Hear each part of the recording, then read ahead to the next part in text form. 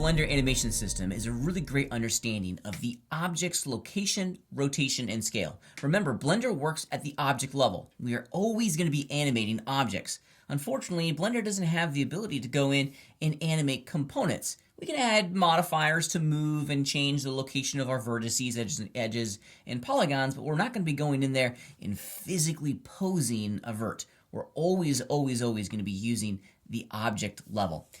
One of the cool things about working inside of Blender and other application engines is that the computer on the back end of the database, it's remembering the object's location, rotation, and scale values.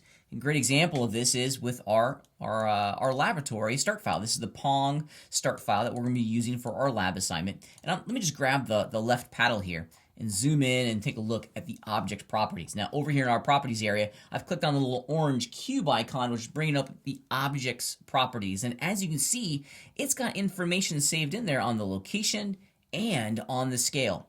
This was done at a previous step, and perhaps in this moment what we want to do is to create a starting pose for this specific object inside of the scene.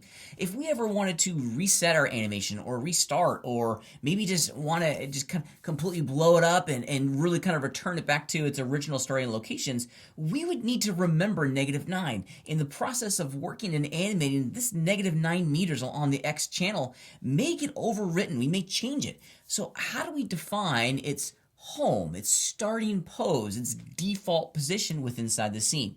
If I was to return this value to 0, watch what happens. This is called clearing our transforms. If I was to return this to 0, it's going to go back to the origin of the scene.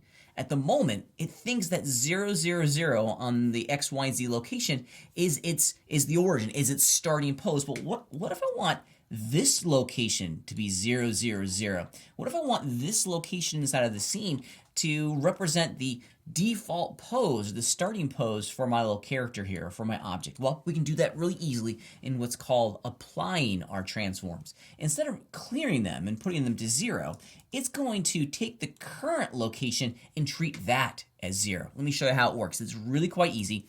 The first thing we got to do is make sure that the object we want to manipulate is selected inside the scene. Then we're going to cruise up here, to the object pull down menu, and you can see that we have two different choices here. We have clear and apply. Clear is what I just did. This is just physically going in and putting zeros in the location, rotation, and scale channels inside of our object properties. However, if we were to apply our location values, watch what's different. I'm going to zoom out so you guys can take a see what's happening here. Remember, before I hit the button, its current location is to the left of our little cube here, and its location value is -9. The moment that I apply the location, watch what happens. First and foremost, inside of our object channels, you can see that the values have been pushed to 0. However, its location within inside of the scene does not change. This is now the default pose, the default location, its home, if you will, for this object inside of our three-dimensional scene.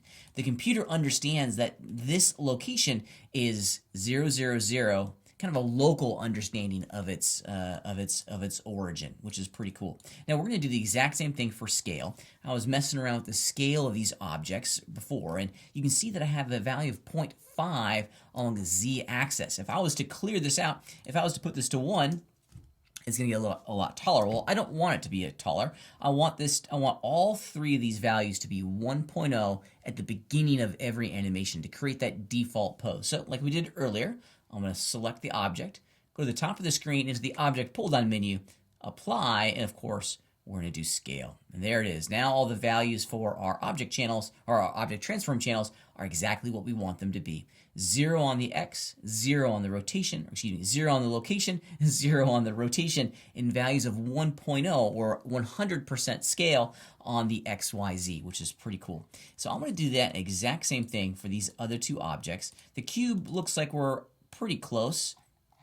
Yeah, here we go. We got some scale values in here. So we can do object, apply, and then we can also do all transforms at the same time. So we don't have to do each one. The keyboard shortcut here is Command or Control A. I like using the pull down menus.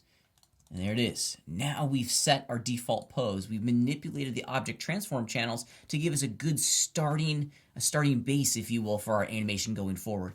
By resetting or clearing all the transforms now, these objects are always going to return to these locations inside of our three-dimensional scene. They're never going to be placed at the global origin. We've created local origins for each of these objects, and that truly represents one of the more powerful functions of working with the transform channels in Blender.